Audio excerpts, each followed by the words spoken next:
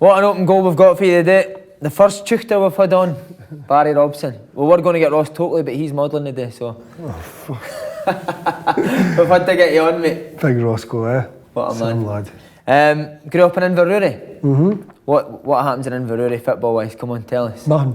Is it known No, that? well, to be fair, it's Inverurie locals. I remember going there as a kid, like obviously the Highland League team, so we'd probably go down there with a few of my mates. Nick the balls, would stand behind the, when they're him shooting and all the rest of it, would steal the balls and all the rest of it. But for football reason wise, it was just a basic kind of plain little town. But the thing I don't get now is when you see kids like we walk to school, you'd walk with a ball. Wherever you went, you'd have a ball. You never see any kids walking to school with balls now, do you? No. And my son came back the other day and says, "Oh, he couldn't take his ball to school." I says, "Why? Because they banned it in the playground." So what chance you got? But it wasn't like that back in the day, back in Inverurie. But no, it was just it was a nice little place, pretty boring kind of place. But it was good. It was good. It was a good way to grow, good place to go. And football-wise, were you the top man? Aye. Well, you would need to be, wouldn't you? Like when isn't that a big population of 10,000 or something? So well, definitely was the best player in Inverurie at the time. Aye. Was it Rangers that seen you at first? I was about 10 years old. Well, I played for a team called Colney Park in Inverurie, and then I was obviously all the better teams were in Aberdeen. So D-Side came to me. There was a club now defunct called D-Side, and they came and said, "Look, would you come play with us?" So I played for the school on a Saturday morning, D-Side on a Saturday afternoon, and I'd play with Colney on a Sunday. Wow. So that's the way it was back then. And then when I was 10 years old, I was a scout who actually lived in Inverurie. He was a Ranger scout, and it was for that age, 10 years old, I started going down to Rangers every holidays, every Christmas, right the way through. I think I signed a form under the table, they called it, when I was about 11 or 12. And I just stayed there right the way through, never went to any other clubs. And what happened at Rangers then? Was it get to 16 and it was a no? No, I went full time. Oh, did you go full time, right? I was full time at Rangers for 3 years. No, basically what happened at Rangers, I wasn't mentally, I didn't think ready for it. I wasn't physically ready for it either. And that was probably why I had to go away elsewhere to learn, to become a good professional in that. But what a time to be at Rangers. You had Gaza, Loudrop, Durante, Coisty, like that, all them in the dressing room and that. But what a... How were they boys with the first team of you young boys? Oh, they were brilliant. They were brilliant because in the Rangers dressing room, you'd have, it was a huge dressing room, I don't know if you've been in it, and there would be a big net they'd put up, like a heated tennis net. Right. So Archie, Walter Smith, they would play against maybe, say, Coisty and Durante, right? And it got, I mean, fucking proper heated, really proper heated. So what they'd do is Archie would come out and he'd find the youngest player, right, of the apprentices, the youngest one, the quietest one, and say, right, you're a referee. So you can imagine a young kid, like 16 years old, you're sitting in there, and they're standing like that, and it's, intense, and Archie'd be running right up to his face, it was my point, I mean, okay, it's your point, and then Coisty and that, they'd come running on. So it was like a baptism of fire for, it was just totally different now. You couldn't like do that now, Yeah. But no, the things with Gaza he was a funny man. I feel sorry for him because he's a genius as a football player, and all he did was try and help people, around about him. Like every away game he would come in, you get your club tracksuits and you do a season, so you had to get a new one every Friday. So you got a new one for Jimmy, so you just lose it, and then you just go to the boot room, the old stinking trainers, just stick them on, away you went. Not going to the game. Brilliant. But no, some days he would Great come upbringing in. that, eh? Oh, yeah, listen, when you see, it was a dressing room of, massive personalities, as a young boy, I'd walk in, here's a wee curly guy with the spotty face and all that. They used to terrorise me. I still get that now, mate. Honestly, they used to terrorise me. So you'd come in the dressing room and you'd have Andy Gorham, Stuart McCall, Richard Gough, Gaza, Loudrop, Mark Haitley, Charlie Miller, Derek McInnes was there at the time, Gordon Dury, and I mean, big personalities, you know what I mean? So was that hard for a boy from Inverurie? Do you know what? Because I'd been there and I'd kind of every summers and that I'd go down and stay. It was all right. So I'd kind of got to know them, especially when I was full time. And but no, the dressing room was brilliant. Honestly, would you give them a bit back? Because I know you're a so loud one guy. Day, exactly. So one day I was in there and there was the spotty face, ginger balls, and the rest of it. Right, so walking in, right. So he's Coisty and all them. I fucking fucking hammering me, giving me to Durante and all that. So they're absolutely hammering me, and then it was Coisty just kept going, and I was just standing. I was only about maybe 15, 16, and I was like, by the way, Coisty, you were murdering Saturday, right? And the whole dress, we fit 16-year-old, and Coisty loved it, you know what I mean? But he was brilliant company, you know what I mean? He'd come in, Coisty would come in every day. There's a water machine at the bottom, so he'd get a cup of water out and he'd stick it in his head, right? And they'd all line up at the other end of the dress, you know, the hard socks, and they'd wind them up soaking, and they'd just, launching it, and he wouldn't flinch. Just stand there, bang, right off his face, he wouldn't flinch. Durant and Ferguson told us that he used to do that. That's brilliant you said that. Brilliant. But he did, and he was brilliant at that, and obviously his gear was horrendous. Coisty's gear was terrible. He just like American football, like jackets and stuff and that on, but he's a good looking guy, do you know what I mean? So he would never have his own toilet bag, so he'd just go about all the rest of it and then just do that. He'd go into somebody's toilet bag, wee bit of gel, and where he like got changed, he just walked in, there was a mirror on the way out, and he'd just go like that, walk down, put one hand, he'd just go like that, Super Ali, and he'd just walk out the door. Every day, that's what he did, every day, and it was brilliant. So good. But then, so like at Rangers as well, I was so it was me and Fergie, Barry Ferguson, we were in... did you just come through together, right? So Fergie was a year older than me. So we were staff room, right? So that was our job as staff room. So he had Archie, like Walter Smith, David Dodds was there, John Brown was on the coaching staff, Billy Kirkwood and that. So every day without fail, Fergie, Oleg, because Archie had nicknamed Oleg after Oleg Kuznetsov. Oleg, get your fucking asses up here now. So you'd walk in every day, you know what I mean? And you'd come to the door and you get hot in the back of the head, and like, honestly, it was proper. But good, you know, good laugh in that. So we had to go up the marble staircase every day to get them tea and toast. So I says to Fergie, right, we'll go and get him a tea and toast. So I'm making the toast, and Archie's shouting, I can still hear him shouting. So we get the toast, and I goes like, right, start licking the toast, right? So me and Fergie are licking the toast and all that, Archie. And we're going to we put all the toast and all that on, and we're just knocking the door and that. Hey, yeah, Archie, and he's hitting you in the head when you're going in and that, and he's sitting eating the toast. You're fucking round you, by the way. But that was the kind of things that, like, Archie and that would do. It was proper banter, do you know what I mean? It's missing now, 100%. Like, we try and do it with the young boys. Not like we try and have a laugh with them and get them a tea and toast and that. But you can't. The way that we were treated in that, you know, like I remember a story. There's a boy called John Douglas, right? He's the thickest guy you've ever met in your life. So Archie comes into the boot room. He says to Doogie, it was his nickname. He says, right, Doogie. This is Archie. This is a gaffer's shoes. I want them clean, spotless. I want everything, the soles, the fucking lot. Right? No way Archie would go on. So Doogie goes like, all right, okay. So he's polishing. But Doogie went and polished the fucking soles of them, right? So Walter Smith leaves. He goes out it was about 5, 6 at night, so it's dark. So he's in his car, and it's like cream Mercedes, you know what I mean? And he hasn't noticed, you know. So he gets home, all the way home, and he walks into his house through the cream carpets, and you just see the black imprints. So Walter Smith comes up, where's that stupid fucking Doogie, where is he? You fucking ruined my carpets, you ruined my car. Well, at least... It was brilliant. But that was the kind of banter I was back then, but...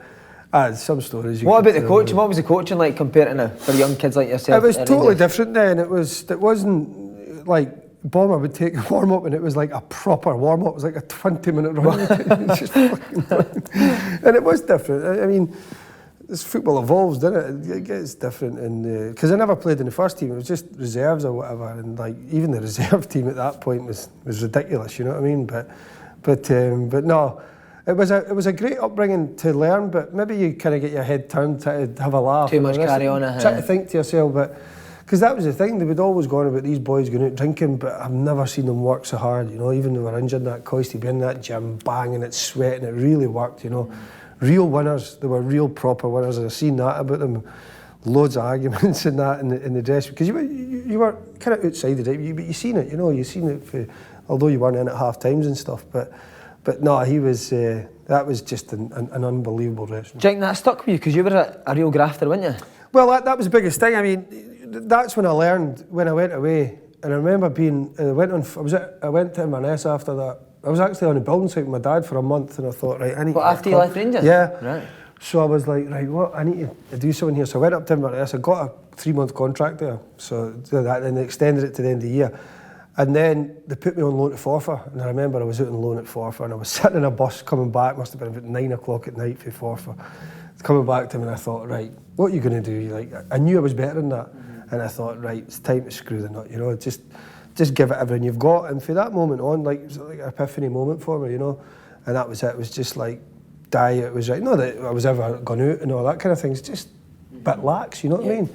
Then from that minute on, it was just pure dedication, you know. It was, and it just got more and more and more. Like if I played, even at Dundee United and stuff, if I'd played a game on a Saturday, I'd get up on the Sunday morning and I'd do 4 minutes the next day. Before the game? And then I'd train on the Monday, and then when everybody left on the Monday afternoon, I'd go back out and I'd run again. You know, just to know that I was working harder than the people I was playing against. Do you think it is as simple as that for young kids? Work hard and you'll get there? I think so, but you obviously need to have talent. You need to have a certain amount of talent, but talent only takes you so far. Definitely, 100%. I've seen so many young talented players coming through, and they haven't got the work ethic, you know, the graft, the determination, and that's a big thing, I think. Well, I believe, because you get so much more out of yourself, you know. It's just a fact. Especially now I went to coaching side, you see it, you know. So after the loan to Forfar, can you remember the debut for Inverness? No. Can I remember it? I can't remember my debut for Inverness. What was my debut for Inverness? Oh no, I'll tell you what, my debut for Inverness was at Forfar. Right. There you go, it was away from home, I remember that. That was it, aye. Down at Forfar, can't remember the result. Or anything like that. But was there a stage you got to Inverness where you thought, I'm too good for this now, I need to move on? Aye, it was getting more, because I know Dundee United, it came in for me. They'd come in for me on it was before I'd actually went, 6 months, it was Christmas time, but the Inverness never let me go. And then Aberdeen and Dundee United both came in for me. And that would have been going back home, but I think Dundee United offered maybe 500 quid a week or something more at the time, you know, and plus they were signing good players, like Derek McInnes was getting signed, he was coming back up for West Brom, that was Charlie Miller there, boys that I'd known, and I thought, you know what, I quite fancy that. So that's when I went to Dundee United. I knew, Inverness wasn't enough for me anymore, I needed to go elsewhere, so that's when I went to Dundee United, and then it was a brilliant club. It was a good time I had there. Mentioned some great players there, but what about the manager, Ian McCall? What kind of character are we talking? He loved me as a player. He tried to sign me loads of times, but he was a character. He was how can I say it? He was good. I enjoyed him. He was a bit of a madman, but he had good coaches around about him, Chizzy and that. You know what I mean? He knew the game. He knew what he was doing in the game, and I think maybe Ian's biggest problem was when he'd signed all that players, because it was when Eddie Thompson came in and they'd wanted to bang all the money into the club, you know. He didn't realise it was a big black hole he was putting it into. And I think maybe Ian had tried to just sign the best players going about, you know what I mean? He tried to get myself, Derek McInnes coming back up for West Brom, like he'd paid, like Stevie Crawford was a Scotland international at the time, and it was more a case of just getting all the best players in rather than getting positions for the players, you know what I mean? So it didn't quite. There was a lot of big personalities in that dressing room. I'll tell you, Jimmy McIntyre. You had Charlie. You had who else? Well, it was Derek McInnes. There was loads of big characters in there. But was it a laugh every day? A half. Charlie was brilliant. Charlie was. He's been on. Charlie's been on. Yeah, he's a funny boy, Charlie. What would he do? Just stupid things like. You'd think as an adult, you know what I mean? He wouldn't get it. And see if you'd done his trainers or something, right? It was one day I think I'd had one of his trainers, right? He's obviously a big kid myself. So I'd had his trainers, right? So he went to the gym, he drove to my house just to spray all this shampoo and stuff on my car. I'm like, Charlie, I just had your fucking trainer. Why would you want to drive it? No. So Charlie was brilliant. How could McCall handle these sort of personalities? I think he could to a certain extent, but it's a brilliant story with Charlie, right? So he'd been betting too much or whatever, right? So he thought to himself, right, I'm going to stop betting and all the rest of it, right? So he comes in, right, and he sits all the boys down the dressing room, and he says, so he stands up and he goes, right, boys, he says, right, stop giving me the racing post and all the rest of it, right? I'm going to stop this betting and all that. I don't even think Charlie bets now or whatever, but, and then he says, I'm going to stop it, I'm going to do this, I'm not wanting it, and, you know, he was really heartfelt kind of Charlie, not like Charlie, right? And so Jim Patterson, right, he didn't realise there was a meeting, like Charlie had held a meeting. So the door swung open, right, and Jim Patterson just caught the last bit of the conversation. So then Charlie sat down and Patty turned around and went in front of him. He says, you know what, Charlie, I thought you had a bit of a drink problem. He goes, I was gambling, you dick. Oh, brilliant. So Patty came in and said that, but no, Charlie wouldn't have a drink problem or gambling. He was just because he didn't want to be punting and all that day. But it was a good. What about as a player? Top player? Brilliant, unbelievable football player. Honestly, and Charlie will not mind me saying this, but a waste. He should have been at Rangers top man for years. You know what I mean? But then you've got to remember at that time as well, you had your Gazas and Loudrops and McCalls and Ian Ferguson's, like really top players in that dressing room, you know what I mean? But even for you as a young player, Rob, we're going to United and you've got McInnes and Miller to learn off it again, it's another great upbringing for you. Dell was I learned a lot from Dell. Derek's more of, he was the ultimate professional, and I had become that at that point as well. So he would work every day, and you know what? He, at that time he came from West Brom, he was struggling with his knee. You could tell he was struggling with his knee. In fact, he shouldn't have probably had the career he had because of his knee. I think he was told he'd be lucky to get 8 or 9 years out of his knee when he was 19. So that just shows you the attitude that he had to work by that. So Dell was good, and he was the ultimate professor, because we used to share rooms away when we'd go on boys' holidays and that, me and Dell. So. Oh, you would go away at the end of the year? Yeah, sometimes we went away a few boys' trips, which was really good. I went to Magaluf one year. We went to Magaluf, and we went to. It was just a place in Spain. So we'd got to the final, and one of the directors had said, like, he'd come on the bus and he'd had a few, right? And he says, if you get to the final, I'll take you on a holiday trip, right? So he goes, right, all right then. So we did. We got to the final. I think Celtic beat us 1-0. So we went away on a trip to Spain. And the director had paid for it, all right. It's a big boy, John Bennett, lovely guy, right? So we were in sitting in this restaurant night, and he's steaming, absolutely steaming. And sitting in, he goes, Robbo, come here. I says, what is it, John? He says, stand up, right? This big jug of pint. He goes, hold that. So I'm holding it, and he goes, smash it in my face. I went, what? He says, smash it in my face.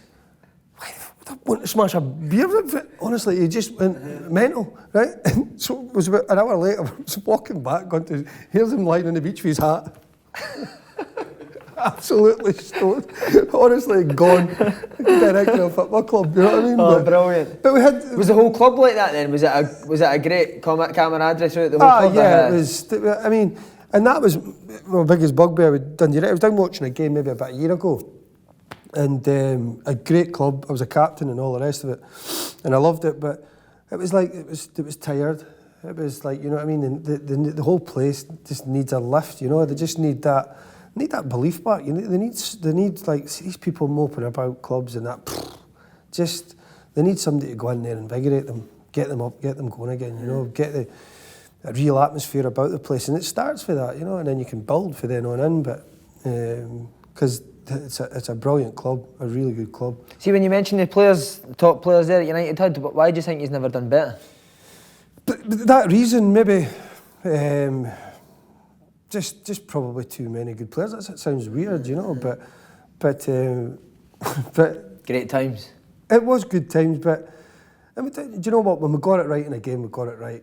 You know, no teams would. I remember we played Celtic 3-2. What a game! Bellamy scored a hat trick. Me and Jimmy scored for Dundee United, but we were outstanding that day. Have you ever got that clips of 5 goals in that game? Were ridiculous, 5 brilliant goals. But it was some when we got it right. So we Mark Wilson at right back, ended up going to Celtic as well. Gal was in goals. Archie was playing left back. So it was a dressing room full of managers, basically, that went on to be managers. Obviously, I'm going to try and become a manager myself. So all of them, it was in there. Jimmy, Archie, Derek. You know, it was just full of boys that have wanted to be a manager. Just one last character in that dressing room I want to ask if you played. Was it Andy McLaren? Oh, Andy. He's on here regularly. Is it? So Andy, you'd come out. Andy would either come walking in like this, right, no say a word, or he would come in bouncing all over the place, right? So he was, I think it was Gordon Chisholm was the manager at the time, and he was just about to come in and do a team talk, and Andy's standing, right, scud naked, on the top of the treatment table, in the middle of the dressing room, doing his daft dance. Whoa, and you come, Chizzy, and I'm like, oh, what, he's a gaffer. how do you deal with this guy? Do you know what I mean? Oh, dear. But good player, Andy, by the way. Really good player. And he did this ridiculous thing. Every time he played, he came in at half-time and he was sick. Was he? I used to walk in and go, every half. That's because he was steaming the night before. But no, but to be fair, he wasn't drinking at this point. He wasn't steaming at this point. Andy. He was some boy, Andy. Brilliant lad. Just want to ask about the 2005 Scottish Cup final against Celtic. Tight game. It's a boring game. When it was Alan Thompson scored a free kick under the wall, we should have done better that day. We went into the game thinking, you know what, Celtic were there for the taking. I thought, end of season, we're gonna. But it's the same old Celtic, innit? They've got that mentality of just knowing how to win a game. And that was a top Celtic team. You had Alan Thompson, Larson, Sutton, all these players, they were incredible. And it was tough, but we should have done better that day. But do you know what? We gave it everything we had in the day and it just wasn't enough. How disappointing. See, when you lose finals and stuff like that for teams, how disappointing is it? It is. It's huge, especially when you see the fan base and that you take down, and you realise that Dundee United is a big club. Because it is a big club, and when you let people down, it's never easy, is it? Especially when you get all the way to the final. And I think we got to the final of that. No, the semi-final we got to. No, I think we got to the final of that. No, we didn't. No, it was just one final. We got to the semi-final of the other one. So with that cup that year, had good players. We could have won a game. See, United, who was the manager that brought you on the most? Do you know what? If I'm going to be completely honest, I never really started learning, I don't think, off a manager until I played under Gordon Strachan. Really, huh? I think the way he coached you or spoke to you, I think Ian McCall and Gordon Chisholm, that were terrific coaches, good guys, and all the rest of it. It was maybe a bit. Gordon Strachan made me think in a different way, like really started to think about positioning and all the rest of it, because I was a bit of a free spirit at times, just go and play, but he instilled that in me a lot more. What stage did I get to United that you thought, I need to move, I need to get on a... I think I was unfortunate. I think I could have moved for Dundee United a year or two quicker, because sometimes you see players getting in the Scotland squad now when they've scored 2 goals. I think I was banging 15 goals a season in for midfield for 2-3 seasons before I even got in the Scotland squad, How frustrating is that? That was frustrating. That was because I was thinking, wait a minute, like, I'm getting voted for Player of the Years and all the rest of it with all my other peers, and they weren't. I wasn't getting in. But then eventually, Al McLeish gave me my first cap, and then, funnily enough, it was 3 months later I signed for Celtic, and then it was me a Scotland regular, and I thought, well, I should have been a regular. I thought maybe a year before, but it just shows you the influence if you do go to an old firm, And so was that the motivation for a move to get into the more Scotland squads, or was it money, or was it everything? Well, money as well. I mean, I think Fulham came in for me, Nottingham Forest came in for me,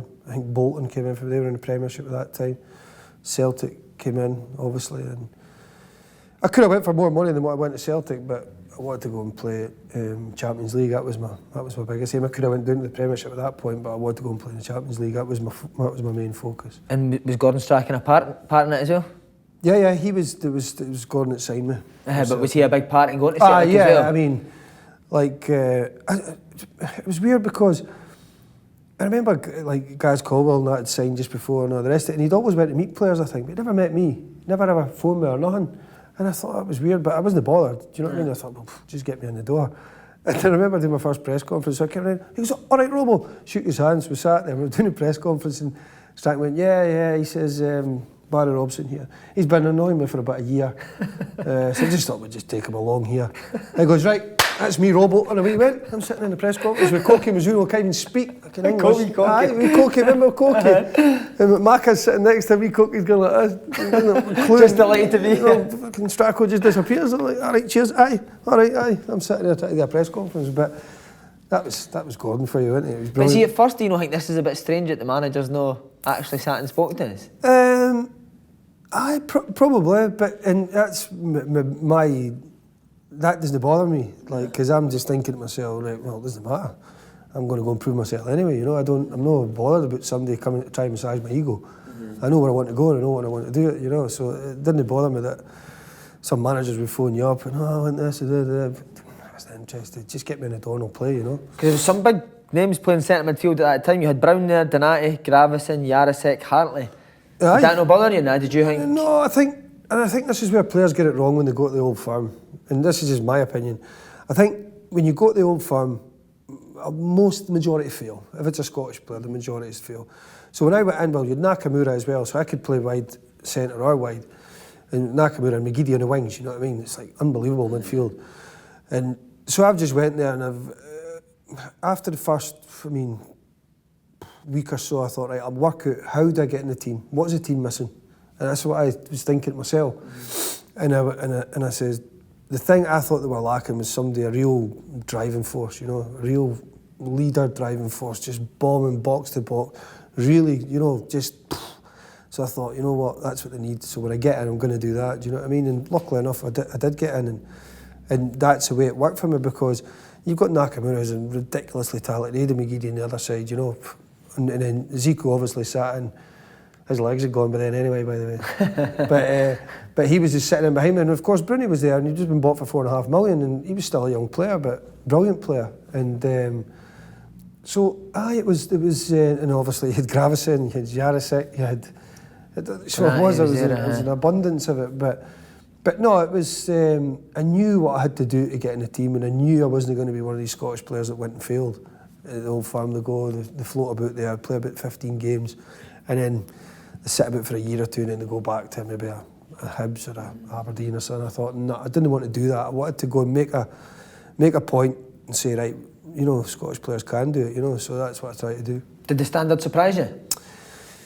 I remember it was my first training session, so we've played wee games, right? And when you've just signed, they had to do the medicals and all that. It was lastminute.com, trained the next day, and you're heavy, you're tired, all the rest of it. And I remember McGeady just went to his feet, and I just clattered him right away. He didn't like that. I just went, you know what Aidan's like. So I just went, right, here you go, first time, bang, here, have that. And he's jumping, what the fuck are you doing? No. Come on, mate, it's like tackle and the rest of it, do you know what I mean? And then, so that was the end of it, and I just kind of got on, but I'd made my mark. And then I remember Strachan coming walking on, Gordon came walking on and goes, make sure you fucking do that to him every day. So he just walked off. Because I think it's well known every day they didn't get on. You know what I mean? Pretty similar characters, the two of them. One guy you mentioned there, I love asking about because I know how good he was, Nakamura. Oh, genius. Absolute genius. And I'll tell you who else is a genius, Aidan McGeady. Aidan McGeady moved for 11-12 million, right, to Moscow. Aidan McGeady should have played top 3 or 4 Premiership England. He was frightening, wasn't he? Just a brilliant player. I've never seen anything like it in training with the drop of gears that he had. And he should have, I don't know, he's multi-millionaire and all the rest of it, but I thought Aidan could have done that. But Nakamura was a different kettle of fish, He was just pure. It was like pure football in boxes, in the boxes. I was hitting things at his Adam's apple and he was controlling it, you know what I mean? He was silk, wasn't he? He was just every day. The thing I loved about him, I remember he came in an old Kia bus thing, with his flip-flops, all jeans on, multi-millionaire by the way, as big as Beckham was in Asia at this point, and standing at the door, young boys, opening the door for the young boys to walk in. He'd go up to dinner hall, open the door, let them go first, you know what I mean? He would do his 40-minute stretching, he would get his massage, he'd do his ice bath. He was really hard on himself, Nakamura. People didn't know that about him. They always thought that he was just quiet, but he was really hard on himself. Top pro, Top pro. And of course, he wouldn't do any interviews because he didn't speak English. Well, that was rubbish for a start. Somebody else has said that. I remember doing the set plays and that. Robbo, Robbo was it? I said, Naki, try and say you don't speak English, and then I've got to go and do interviews. Do you know what I mean? He's like, he's not daft. He's not daft. See, in a dressing room like that with the big players, is it the same sort of laugh as you get at Dundee United now? Aye, it was. Aye. Who was the characters? It was Aidan was a good laugh, and you had. And of course you had the goalie, fucking Arthur Boric. Oh my God, the guys. Big Elvis was there at the time as well. Big El, so Big El, he's like coming in with the gear and the cravats and all that on, right? And I'd try and hide his trainers and shoes, and I'd cane him every day. Elvis, look at it, and he'd go, "Come on, Robbo." Man-made Italian every day. Morning chaps. Morning chaps. That was him. That was Big El. I liked Elvis. He was a good guy. But yeah, we had. That was, there was a few, so Aidan and Arthur Boris didn't like each other, so they hated each other. So it was one day, I'll tell you a story about, I don't know if anybody knows this, and so I was out on the training pitch, right, so when we're doing shooting, Arthur wouldn't dive for Aidan shots, right? Big Mick said that. She wouldn't dive, right? So I'm standing in training one day, right? And I see Big Arthur running by me and I'm going, where the fuck is he going? Came running by me and tried to go walk, try to lamp Aidan, right? So he's missed him. And he's rolled on the floor and jumped up. Whoa, whoa, whoa, whoa, whoa. So we've took it in, right? So I'm like that, Strachan, laughing like that, right? And then, so we get to back into the change room, just sitting reading the paper. And I sat next to Aidan. Big Arthur came walking north to him, just went, dunt, right? So Aidan's sitting there raging. I've broke up, me and Gaz and the rest of it. So Arthur's went to get a shower, right? And Aidan's been sitting burning, you can see he's burned up. So he runs into the shower and he tries to kick him, right? He slips and falls. That's just, Big Arthur's starts knitting, we're pulling him off, right? So Big Mick and Gaz and me, I think we went up and says, right, we'll need to go and tell the gaffer, right? You know what I mean? Because I had to tell him. And so we all walked in and Gordon's sitting there as usual. He went, there's been a problem with Arthur and Aidan. He went, I thought there might have been. I hope he knocked him out. That was his first goal. But then he didn't. He came and Arthur got a fine or whatever. But that was just the goalie for you. Was he a loose cannon? Aye, but he was a brilliant goalkeeper. He was an unbelievable goalkeeper. I remember trying to hit shots past him and you just always get there. But he was he one of the lads or would he keep himself to himself? He would keep himself to himself, but he used to banter with me a lot, Arthur. I used to speak to him quite a bit. He was, I liked him. He was a good guy, you know what I mean? He was just a bit of a madman. Just for yourself, scored on your debut? Free kick against Aberdeen? Oh, I was flipping hell, I know. Back to the football, it was back to the football. Yeah, it was a bit surreal. So it was up in Aberdeen, you know, where all my family came from, so. And it was, I think, about 3-0 up at the time or so, and 3 or 4-0 up. So they took Nakamura off. Here's Nakamura coming over, Robson going on, brilliant, eh?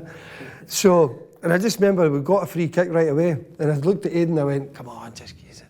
And he just sort of laughed and that, and I went, right, all right. So I just put it down. It was big Langers that was in goals, right? I used to win Langers about this all the time. I must have put about 4 free kicks a season by Langers, right? He bought it every time. So I would go, so Langers sets his wall up, right, and he stands at that side. So I would walk over, look over the walls, I'm going to reverse it, and I'd walk back again, and he'd buy it every time. You'd buy it every time. And even if he didn't, he always wanted to take a step. So I always knew goalkeepers, when they took a step that way, bang, I would hit that side, and they couldn't recover.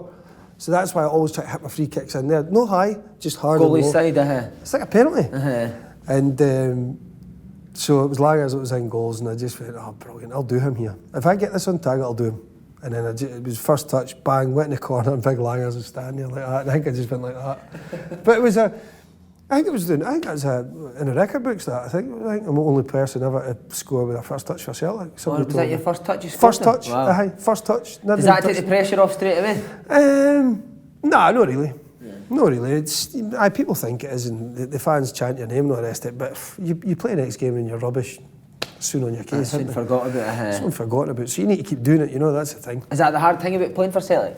It needs to be every week. Aye, that's why people can't handle it. Can you live in the city? Can you handle the pressure every week? You know, like you play on a European night, you're away travelling. Huge European nights. They take a lot out of you. And you come back on a Wednesday night, Thursday. If you've been away in Spain, wherever you've been, you say you're playing. I don't know, a Dundee or whatever, and a 12 o'clock at home, Parkhead.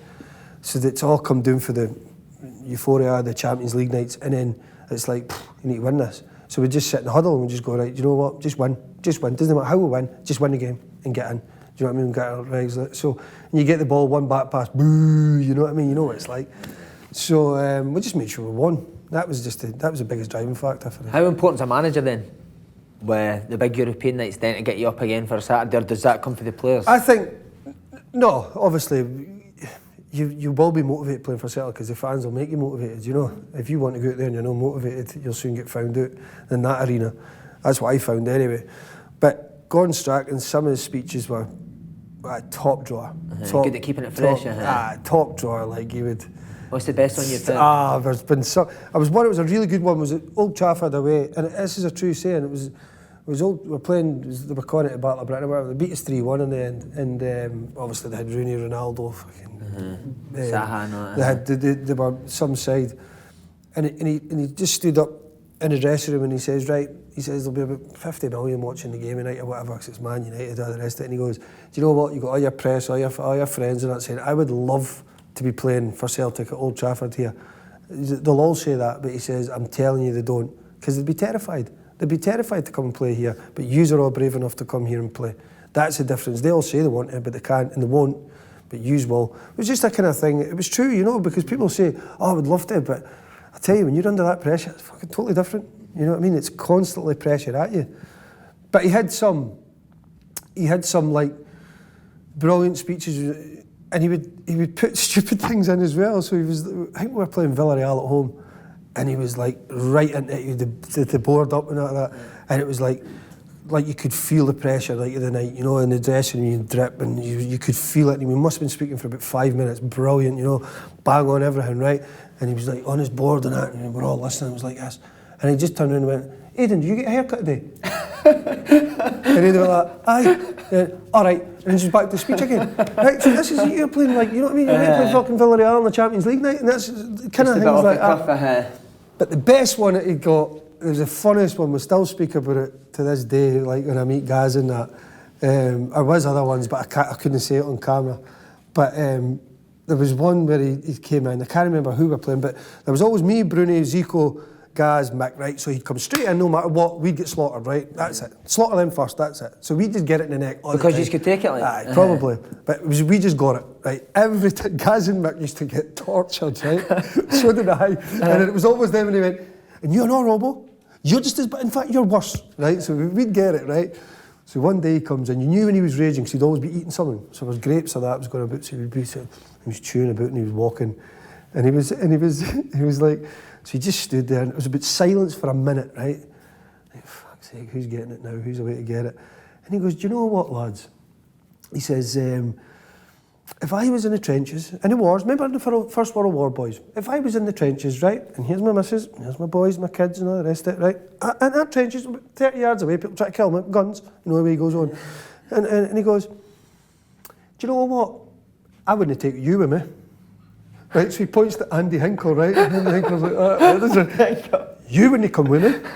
So he's looking about, right? And he's looking about, and I think it was Donati, and he says to Donati, you definitely wouldn't be with me. Right? And then he looks round, right? And in Celtic's dressing room was a big, huge pillar, right? Huge pillar over one side of it, right? And big Georgios Samaras, right? Sitting behind the pillar. So he's looking round, right? And he went, I see you, big Greek prick. You wouldn't be with me either, right? Brilliant, eh? So it was like, that was the kind of things that he would do, but we used to get it in the neck constantly, just constant. See, on the European nights, your first start European night Barcelona. Oh, yeah. Coming from Dundee United a few weeks earlier, I mean, I know. What was going through your head? Did you know you were going to start again?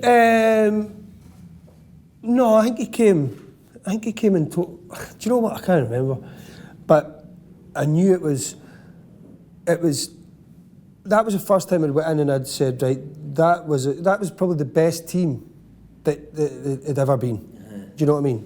A club football team. And I remember standing there, right, and you had Eto'o playing up top, you had Ronaldinho on the left, Messi on the right, and you had Xavi, Iniesta, and Yaya Toure behind them. Wow. Right, so right away you're thinking to yourself, right, standing there and I'm going, and then when the game started it was like, wow, they can move, by the way. And I remember, so Xavi got the ball, right, so the ball would come into him and I went, bang, try to press him, right, he just popped it off. I went, all right, okay, so the game's going on. Ball comes to him again, bang, try to press him again, he just went, bang, popped it off again. I went, fuck, I can't do this all night. So the next time I just went, boom, so the ball's coming and I just stood off him. And all he did was take a touch, just look, and then he started bang, playing things down behind me. I thought, I can't win if I go after him, but I can't win if I stand off him, so what do you do? And I remember they were bang, bang. I think they made something like 798 passes that night. It was the first time probably anybody had ever seen it. And Zico's shouting to me, Zico's running about, Hartley's running about in the middle of the park, going, Robbo, where did he go? And I go, where the fuck did you go? And like red arrows going, shoo, shoo, shoo. And then I remember, Strachan will probably tell you this story, Gordon Strachan will probably tell you this story, and he told it at a conference we were at, and I was actually in the thing, and he was laughing because he saw me, and he got, because somebody had asked Gordon Strachan a question, he goes, have you ever been on the sidelines and known a clue what to do, and as a manager? And very rarely that'll ever happen to you as a manager, especially someone as experienced as Gordon. And he says, well, there was one time, he said, was playing against Barcelona, and he says, Barry Robson came running on, it was about 15th or 20th minute, comes running on, and I goes, Gaffer! And he went, what?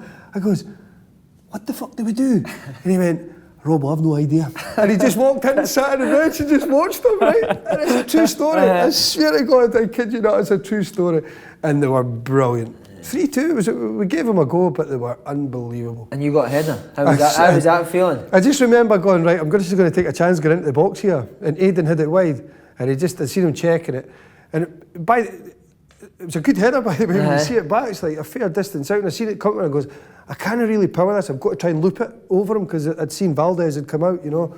So I just kind of tried to just bang, give it all the neck muscles. It was an unbelievable feeling, you know, scoring that goal against Barcelona from the greatest players in the world, you know, and you just think... Best moment of your career? Aye, but then I didn't think I played well in the game. I came in, beat myself up, next day, raging, went running, but I was that determined at that point. It didn't... And I never swapped shirts, nothing. It was just... All right, I need to be better the next time I play against a team like that. Do you know what I mean? How were the European nights? Celtic Park? The best. I mean, even speaking to Aaron Fletcher, away with Scotland, that even like the Scholes and all that, they say Ronaldo and that, they say that's the best atmosphere. It's as good as you'll get anywhere in the world for them. It's actually electric. You can feel it. You know, when the Champions League music's on, you can actually feel it. Is there nerves? Just everything. You can feel just the sense of the hugeness of the occasion. You know, it's you'll never be able to explain it unless you've done it. You know, or you've stood there yourself and knowing that it's weird. It's weird. Just electric. That team had some great nights in Europe. Was it a team that would socialise together? Would you just go out? It was hard to go out because there was so many games. You know, we were so, and by that point, everybody's really disciplined. You know, we were a disciplined group, but we had a few good Christmas nights that we went to Manchester, and that was a good laugh. Went to Liverpool, and that was the only real times that we could. He wasn't a big fan of drinking. Strachan, no, was he? No. Or golf. He hated golf. Like, he loves golf, loves playing golf, but see boys playing golf, he hated it, right? So see, on a Wednesday, he would ban it. He would say, no golf Wednesday, Thursday, Friday, right? So if somebody had been caught, and he said, Gordon says, there's one thing I don't get, right? Why would you think you would put a huge bag, on your back and walk 5 miles 2 days before a game? Why would you do that? Do you know what I mean? I could get what he was saying. But would boys go back? Would boys still play? You mean, they wouldn't get, like, do you know what I mean? The boys would be, no, see, our back was golfing yesterday. The gaffer find out, do you know what I mean? But no, we did, when we won the league and all that kind of things, yeah, we had a brilliant night out and stuff. But that was just too many games. Would you ever get a wee drink with Gordon Strachan, say, end of seasons? Would you get a chance to have a laugh and a drink with him? What, at the end of the season? End of seasons and stuff like that? No, not really. He wasn't a big drinker either, Gordon. And I remember we were sitting having a beer going back in the bus after we won the league at Tannadice. And he was sitting there and you could just see he was happy. But he was very much more, he was happy for everybody else rather than himself, you know. And I think he should have walked then. He wanted to walk then, I think. I think it was pressure for him to maybe stay, you know. Just on that League One, many people put it down to you and me, Hartley, getting put in the middle of the pitch. No, it wasn't Zico, it was just me. Yeah, I think. Would you agree? Well, maybe it was I think it was a good fit for Celtic. It was a good signing, I think, when Gordon took me in. Probably I think there was about 10 games to go or something. And I think we were about 9 points behind. And I knew Rangers were in the European Cup, so they were battering all them games at that point. And I thought, see, we just keep pushing the pedal. And that was when there was 2 Old Firm games came in the space of 10 days we had to play. And that's when they erupted again. That's when because we're getting boring, like with the foreign players. And I remember, and this is a true story, I remember when I was with Dundee United, I'd went to Scotland camp, and so there was all the Rangers boys and there was the Celtic boys sitting, and I remember hearing the Rangers boys saying, "Fucking, by the way, Old Firm game coming up, I'm going to we'll just nail them, just get after them," you know what I mean? So little be known to me, I was about to sign Celtic 3 months later, so I'm thinking to myself in the dressing room, I remember thinking to myself going, you think you're going to fucking batter us tonight? You know what I mean? So it was the first thing I thought. So it was my debut in an Old Firm game, and Christian Daly, the ball went up, must have been 15 seconds into the game, bang! I've absolutely melted Christian, right? I'm lucky I didn't get sent off, because I probably should have been. And they were kicking off, he's going, Robbo, what the fuck? Right, and the place just erupted. And then Zico flew in, and big Lee McCulloch, I think, fractured the bone in his foot, and it was just carnage. We're scrapping, got up the tunnel, it was just, and I remember Naka scored, and Big Jan scored, we won 2-1, and we knew we had the return fixture coming 10 days. So it was just bedlam. It was. So was that just discussed between yourselves? We'll get fired into these, or was it the manager that had told you and Hartley to be extra? No, I think Strachan knew I would.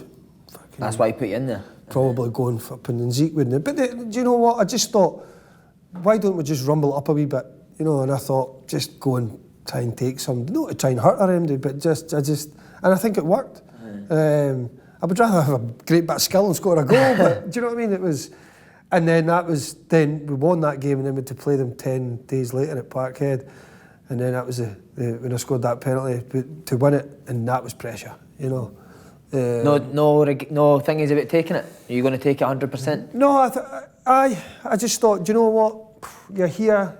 It's a huge penalty. You're not going to get out of this stadium alive if you miss it. You know, I thought, and I just thought to myself, you've come here to try and be something. You know, you've come here to try and leave your mark as a good Celtic player, so everybody remembers you as a good Celtic player. And I thought that helped cement that. You know, so. But it was huge pressure. Oh yeah. And I just went bang straight down the middle with it, and then that was it. We just kicked off, and it was after that game we really went on the run. I think we never lost a game on the way in after that. Talking about your partnership with Hartley, who was your favourite one to play with in the middle at your time at Celtic? I enjoyed playing with him. I enjoyed playing with Bruni. I thought Bruni was a brilliant player. I enjoyed playing with Zico. Paul was probably better for me because he would let me go much more box to box. You know, I would run more than he would, but Bruni was maybe a bit more similar to me in that sense. But you had that many games, you know, you all kind of played. It was, you know, it was weird. I don't think I ever played against Kilmarnock for Celtic. I never played in any small games. All I did was play in the big games. I was happy with that. Like every big game I played in, I started in. And I loved that. It showed that the manager trusted you. But I remember one day, so you would you normally get the curly finger, don't you, before a day in the dressing room. So it was like, Gaz Pendry came through and he went, Robbo, Zeke, Gaffer, one share. And we're like, here we go, we're getting dropped, right? So we walked through the corridor a bit at Parkhead. I think we're playing maybe Kill at Home or something like that. He goes, boys, I've got good news and bad news. And I went like, this is him dropping us, right? I've got good news and bad news. And I went, all right, so what is it? He says, the good news is the stock market's up. I made a right few quid today. And we're like, aye. He goes, but bad news is you two are no playing. Right, that was it. And he just turned away and walked away. Oh, that must be frustrating though. Right, and I went, I says to Zeke, by the way, we've got a Champions League game fucking Wednesday night. We better be playing. He goes, he must be resting. I said, do you think he's resting? No, he wouldn't rest us, we're Scottish. You know what I mean? So he just left you dangling, but to be fair, me and Paul knew we would start. Would anyone ever give him a bit back, Gordon Strachan, or was it always just... Oh, aye, Aidan, it was brilliant. Honestly, it was like, so, what was it, Strachan came in, and Gordon came in one night and he went like that to Aidan, and he went, Champions League night, shit the bed again. And Aidan went like that and replied to me, went, AC Milan, man of the match. Right? So you can imagine, right? And then he started kicking off, and then I remember Gordon just standing in the middle. Aidan starts going, yeah, and Gordon's going like that and going, just let Aidan speak. Here he goes. He's just winding him up. Just winding him up.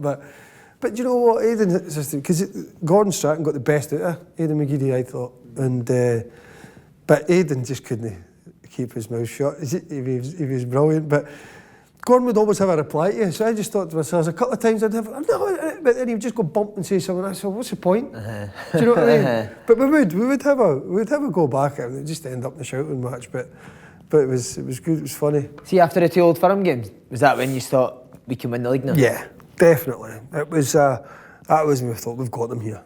They're on the rack. They were starting to shake. Is that a good feeling? It was a good. It was like. You could see them wobbling, and you knew the pressure was on them. You knew they were thinking, she's getting chased harder, you know, and they were getting chased, and and you could see it, their games and all the rest of it. And so it was. I could sense it.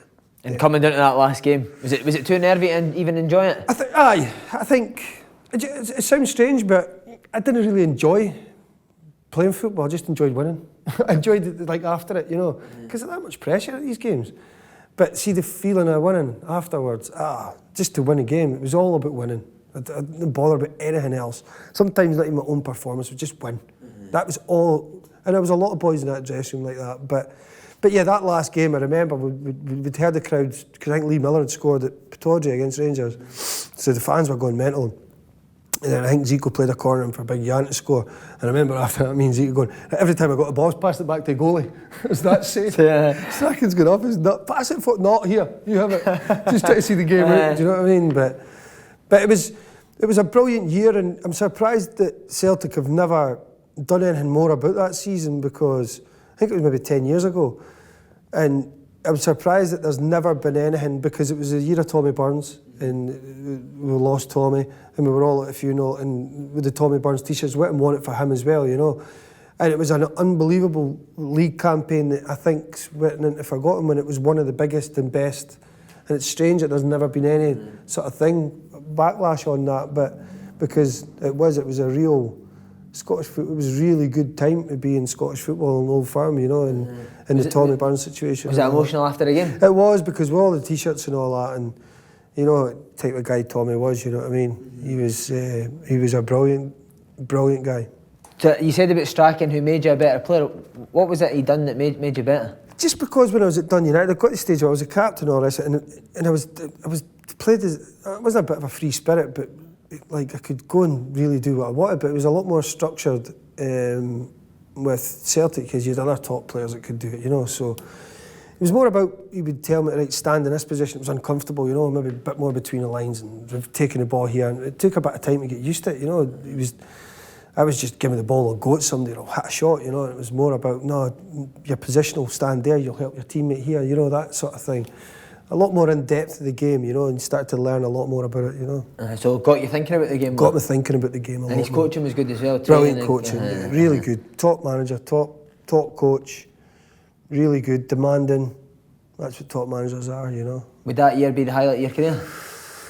There's been some really good years, yeah, because you win a league and all the rest of it, but I mean, I love my time at Middlesbrough as well. Second season at Celtic.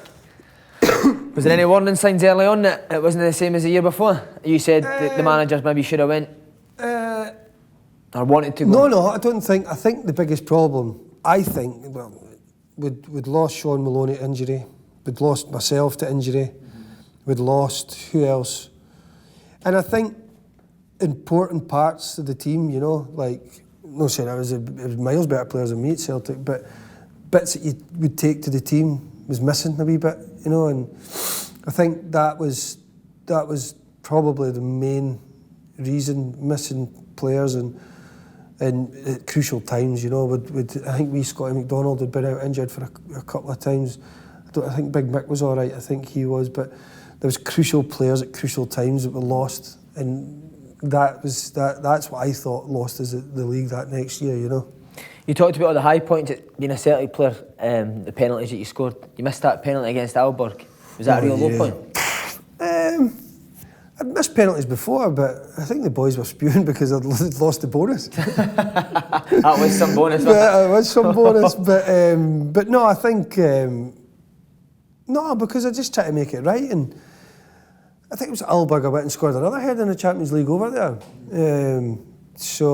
And we ended up getting knocked out. We should never have been knocked out there that second season in the Champions League, because the Aalborg had 2 attacks on us away across there, and it took a deflection, I think maybe off Naka or something like that, and they scored 2 goals in the space of 2 minutes near the end of the game. So comfortable, in control, 1-0 up. I'd scored a header, and I thought, you know, we'd beat Villarreal at home, and I thought, that's this, we'll be fine.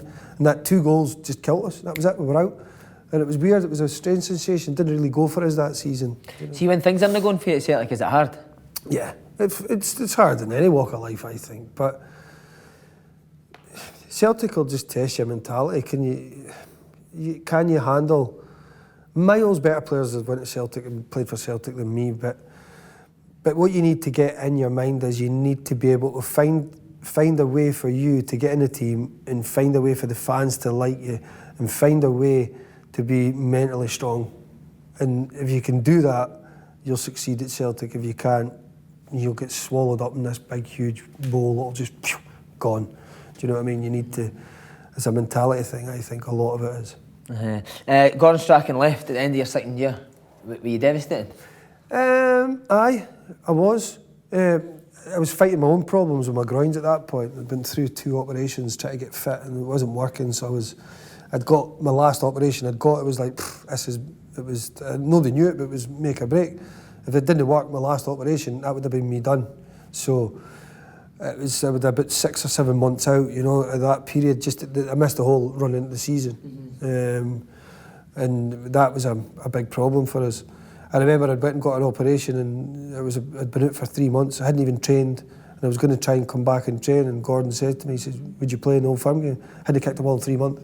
"Would you play?" And I said, "Aye, my groin could take up." And I remember going into training and thinking, right, go. And I gave it a bit, and I just felt like, I thought, oh. So that was back to go and get it done again. So, yeah, so that missed that part. Then Gordon left, and then Tony Mowbray came in. And that was another challenge because Tony came in, and I really liked Tony Mowbray. And I had been injured, you know, and he basically took me in the office and said, "Look, we've signed this guy, Landry Ngemo, he's going to play before you." And I went, "Well, but you haven't seen me play yet, you know, you can't." And he says, "Well, I've got Scott Brown, he's going to play, and it's going to be Landry Ngemo." And I goes, "I will, but you can't say that to me, you've no." And he went, "All right." So that was a good motivational factor for me. So within 2 games I came back, he played me, and I started every game after that because I knew he wouldn't drop me. Because I knew once I'd got in, I wasn't coming out. And that was the way it went then. So you just done Strachan leaving? Did he speak to you personally before he left, or was it just a group thing? No, he just disappeared, and the next day he saw him at his villa in Spain on a golf course. I think he needed a break. I think Gordon said to me, he says, "Being a manager of Celtic's like being the Prime Minister of Britain." Because it is. It's a tough gig. Rangers, Celtic manager, any manager's a tough gig, but especially them. You said about Mowbray, you quite liked him, but why do you think it never worked then? I think Tony really wanted to play a lovely, exciting brand of football, which is right, which is great, which is Brendan Rodgers is doing now, but I think he maybe tried to change things a bit too quickly. But for whatever reason, I think there was times they were really flying, you know, by the time I'd left, but he was definitely a good manager, really good in the game. And I ended up getting on really well with Tony. He ended up making me his captain at Middlesbrough, and I enjoyed playing for him. You said you loved your time at Middlesbrough. What was so good at it? Massive club, eh? Yeah, big club, but you done really well there, eh? Yeah, I loved it. It was Gordon's biggest mistake was taking all the Scottish players down at the same time. You know, you had Scotty McDonald and Chris Boyd playing up front, and you're thinking to yourself, they'd just end up arguing with each other. You know, who's taking the penalty, who's wanting. You know what I mean? The two, you know what strikers are like. They're selfish. It didn't really work, and that didn't really work. But I managed to be successful myself. I won 2 Player of the Years when I was there for the 2 and a bit years that I played. So I think I got 3 Player of the Years I got, and I was only there 6 months. For one of them. The Championship suit your style? See, the thing was, I didn't think I was going to go to the Championship. Because, well, I knew I was going to the Championship when I signed, but I thought Middlesbrough, they were about 6th place or something at the time. I thought they're coming straight back up because they've been in the Premiership for about 10 years. So I thought to myself, because I had an opportunity to go to other clubs that were in the Premiership, but I thought, Gordon's there, we'll come right back up, we'll be playing the Premiership next season, but it never quite worked like that. So it was frustrating that, but it's a brilliant league, really good league. That'll test you, that tests your character, your fitness, all the rest of it, and some really good players. It can actually be tougher than the Premier League, that definitely. And why do you think it about for Gordon, just the Scottish players? Yeah, I think so. I think he'd went down with a bit of a bee in his bonnet when he saw players driving Bentleys that had never achieved nothing in the game. That doesn't sit well with Gordon, that, you know. And I get that, I understand that, but sometimes you need to look past that and try and get the best at the players that you can. And then MLS, mate, over at America. Oof. Factor 80 on every day. How was well, that? Vancouver was pretty similar to where I went here, you know. Do you know what? I enjoyed it. I probably came back a bit too early. But the football didn't. I think Vancouver were wanting to go a bit different. They were wanting to try and get more drive and stuff into their team, and that's why they'd signed me to do that. But when you tried it and you tried to put demands on the people around about you, the players beside you, they couldn't handle it. You know, and I didn't like playing with people that it didn't mean everything to win. And I'm not saying that they didn't want to win, because they did, but they didn't want to win as much as me. And I'd been used to being in dressing rooms where that was, do you know what I mean? It was a be all and end all, was just to win. And it wasn't that. But terrific people, great club, really good club. And I know Carl Robinson's the manager there, and I hope he's instilled a bit more of that in it. But no, it was. And they're all too nice to each other, isn't it? Maybe, but it's just their way, you know. It's the Canadian way. Yeah. You know, if you shouted at somebody, they'd be devastated. You know, like, what do you mean? Like even shouting for the ball. Give me the fucking ball. Oh no, you can't ask it. Like, what? You know what I mean? So yeah. Doesn't suit you, that, does it? No, that didn't work for me. Back to Aberdeen. Well, to Aberdeen with your mate, Dale McKinnon. Oh, was he a big part of it? Or was it just the club? No, like, no, so remember, he'd phoned. No, I'd come back and went to Sheffield United for 6 months. I hated that. I was away with the family and all that. So it was just a quick in and out there. Because they offered me money if they got promoted or something like that. They says, right, if you get us up, we'll give you this bonus or whatever. And it was only like 3 or 4 months left in the season, so just something to keep me to before I went. So Dale phones me up. No, it was Doc. It was on the phone to me, and I knew they were playing the game. The two of them were playing the game with me. And I said, I will need to come watch it at Sheffield. I says, why do you need to come watch me? You know me. We need to see the legs are no gone and the rest of it, right? So eventually he goes, right. He said, I had a house in Dunblane, but I just sold my house in Dunblane because I was going to buy one back up here. And Dale said to me, oh, have you sold your house? Because I said, because it was all about negotiations for contract money now, you know. And then I says, no. I said, you have yourself your house, so you're going to move back up here. And then he wouldn't say it, right, I want to sign you. But then eventually say, right, I want to sign you. Right, and he said, right, so it was brilliant. So he turned and he said to me, he says, right, that's what we're going to give you a week. No, he says, right, what do you think of that, right? And I've looked at the figure and I went, is that a week? And he went, no, actually a yearly salary. Right? So he burst out laughing, so he broke eyes. So then he was going on, I says, well, but you said you'd agreed a 2-year contract for me. And he went, no, just a year. I says, no, it was a 2-year contract. He goes, no, it was just a year. So we ended up arguing, right? And he met me in a chip shop. We met at Ashfield Chippy. He took David Goodwillie to the chairman's house in Glen Eagles, right? And I'm getting met in a chippy. And then he says to me, so eventually I was just sitting there and I went, just gives it, right? I'll fucking sign it. So I just signed it and threw it back to him, just laughed and went, right, Robo, we're going to win this season, you know what I mean? How would he change for a manager, for a player to a manager?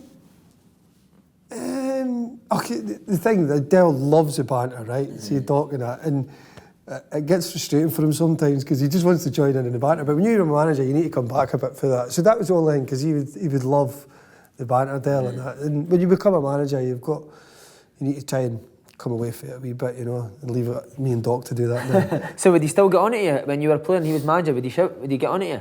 No, because he knew I gave everything. You know, we never really had any arguments when I played. You know, there was a few problems when I'd been sent off and stuff like that, but he'd always pull me and would do it in private. You know, but I would never once argued with him, because at the end of the day, like, he knew that I was giving him everything you had. You know, so. Did you always think he'd go and be a top manager?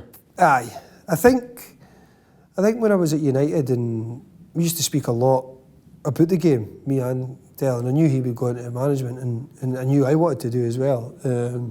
He just did it a slightly different way. Obviously, he'd got a chance to take over at St Johnstone, whereas I've tried to go and sit in the background and learn for a couple of years and get my pro licence and all that out before I start applying for jobs, and be really prepared for it. But I think that sort of fell on for Derek, you know, and you've seen how successful he's been. He obviously just took it naturally. Mm-hmm. And the club Aberdeen, you surprised how big a club it was when you joined? Well, I knew, because I'd come up for this side, but I don't think Aberdeen will ever see 43,000 fans like that again. Amazing, eh? And we came up here to lift the cup, and I remember the bus coming down Union Street, and you could not see it. There was more people there than when they won the Cup Winners' Cup in the 80s. It was ridiculous. It was all the way down the street. It was just... The fans were unbelievable. I've never seen nothing like it. And that was a brilliant way to win another cup, you know, like with a different club. Being 20 years for a club this size. But no, it was brilliant. What's your memories of the game? Penalties? I just remember was playing the games, rubbish game, tired, usual, hot. And I remember we went to extra time. It was 36 at the time or something like that. And Dell's moved me back to left back. But I knew, because he wanted me on for the penalties. And so normally it's a case of, like, boys put themselves forward for penalties or whatever. I remember I just came out and, like, I'd been bursting for a piss, so the extra time ended, so I just run down the tunnel just to run into dressing room because I knew the penalties were coming. So I've come on back out and Doc's like, you're taking the first one, hurry up. Right, so I was no, right, you take the first one, hurry up, score it. So it was, and I knew, but I like taking the first one because as people say that the fourth or fifth one could be the most pressure, but I think the first one can be tough. When you're going for a cup for 20 years, a club that size with that there, I knew that if we got us off to, it might have settled us a bit. So I just made sure that I scored, you know. Who were the good players in that team? Obviously you played with some great players. Who in that Aberdeen team really impressed you? I love Peter Paul as a player. I know he's down in England Dynamic, now. isn't he? Yeah, I really like Peter. Really good player. I think Peter's biggest, Peter enjoyed playing with me in Willow because I was experienced beside him, you know, and we'd just tell him, go. When you, like I just kept him on a leash at times, just go. Ryan Jack's a terrific player, really good close control. I like Jacko as a player. And Derek's made some unbelievable signings. Shea Logan's been a great servant for the club. Yeah. You know, some really good boys as well. And did you go out with the young boys after the game? The final? No, because they were all going about in the town. So no, I'd end up getting an 800 quid bill in my flipping room. I don't know who was battering on that. You've been done. Me and Willow, I got done. So Willow got done and all. But we just sat in the hotel, me and Willow. And then I remember coming down in the morning, and Derek was doing in the morning, and I just looked on him. I went, I think I'm going to have a glass of champagne. What do you think? He went, I'll have one of them as well. So we had a glass of champagne the next morning after we'd been out drinking all night and that. And then I went back to Inverurie and had all my friends round, and we just sat with the right few beers. And that was brilliant, really good. Great memories, mate. Great memories. One of the bad memories, Scottish Cup semi-final against St Johnstone. How disappointing. That was the biggest one because we should have had a double that year. And it still annoys me. My dad still brings it up to us that you should have won the double that year. And we should have. And it would have been, we'd have been speaking about it for years, but it's just a bad day, you know. It was just a bad day. And do you know what? Because it was strange because we had big players that knew how to play in big moments. It was myself, it was Willow, Russell, Anderson. We knew we should have got beat. Us as experienced players shouldn't have let us get beat, you know. But I don't know what it was. It just never clicked on the day, you know.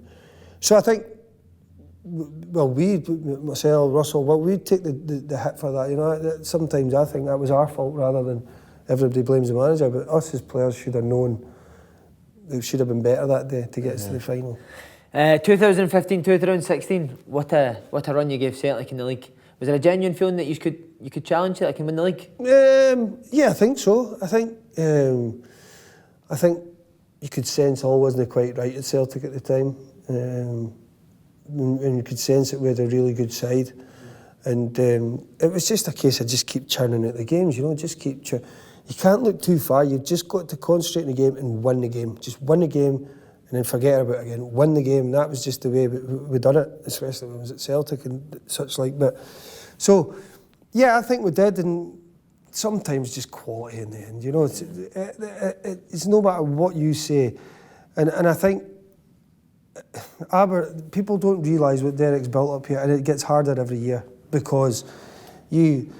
Just say for argument's sake, you've got a Kenny McLean on £1,000 a week, and he leaves somewhere, and he leaves somewhere else for £10,000 a week. So you've got to try and replace that 10,000 a week with players. It's tough, and so it's been harder every season to do that. And he's finished second in the league for the last 3 years. Yeah, and how big an achievement is that? It's a ridiculous achievement, especially for where he took them. Well, exactly. And I remember I had a painter room at my house. It's a painter room. And he was saying so, and he was doing this and all the rest of it, and he's like, and I could sense he wasn't happy, and I says, well, what do you want? I says, you finished second like 4 years in the spin or whatever. I says, do you want to go back to finishing third bottom and get knocked out by Alloa in a cup? Or do you want to finish fourth, win a cup, get new training grounds, all of this? I says, the club's huge now, what Derek's done. I says, get a grip. Do you know what I mean? You should be thankful. Sometimes you think people are just... Do you think that's a Scottish thing? Maybe I think there's a stigma attached to Aberdeen with the Alec Ferguson thing, you know, that we should be winning this. Yeah, we should be up there challenging in the cups, but Rangers, we shouldn't be 15 to 20 points near Rangers with the budgets they've got. You know, it's just the money they're spending. Probably Morelos is probably earning more than our whole squad put together. You know, so there has to be a reality check as well. But I think we've stood strong, and we've battled it out with them, and we've split the old firm, and we need to try and continue to do it. 2016 you retired. Legs had enough? No, I think I could have played. I think I could have played. I couldn't have played at Aberdeen, well, because Dale said my legs were done, but I disagreed with him. But no, I still could have played in the Scottish Premier League. So why did you chuck it? Because Derek offered me a job on the coaching side, and I knew I always wanted to do that. And I decided then I would do it, and I thought, you know what, maybe it is time to just... my hip was still a bit sore, and I thought, you know what, get out while the going's good. I didn't want to drop down to the first divisions or second divisions. I wouldn't have done that. I'd been there and done that before, and I didn't want to go back to that. I thought, no, if I'm going to retire, I'm going to retire at a decent club. You know, I didn't want to go lower because I'd been there and done it. So that's why that was a big decision. And there was actually another club had phoned to speak to me on the last day. Wraith Rovers had phoned to ask to speak to me to become their manager. I'm not saying I would have got the job or anything like that, but they phoned. But at that point, I'd said to Derek, no, I'm going to do this and learn, sit back and learn and try and get a portfolio built of coaches and sessions and ideas and plans and all that sort of thing. So I want to do it properly like I've done with my career, my football career. I want to do the same in management, and I just have to hope that once I've got all that done, there'll be an opportunity for me to get it. And how are you enjoying putting the cones out? It's good, I do enjoy it, but... Miss playing? Docs are... people ask me that all the time. I'm a bit like Gordon Strachan. I miss being fit, really fit. Although I'm on a treadmill every day, I'm nowhere near what I was, you know, like joining in with the boys now and again. Oh my God. But they'll stop putting me in because I'll end up challenging somebody late. So they pull me out now and again. But no, I still try and stay fit as I can, but you don't eat the same, you know. You'll end up, you would never have a glass of wine, you have the odd glass of wine here or there, then you're eating, the kids are having a McDonald's on, and you feel like you can do it now. Oh, you go buy a chippy, I'm going to go on a chippy. Never used to be able to, because I'd always try and look after myself, but as Derek says to me, he says, look, you've done that for 20 years, he's going to enjoy it now, go and have a glass of wine and a beer and do you know what I mean, go and eat.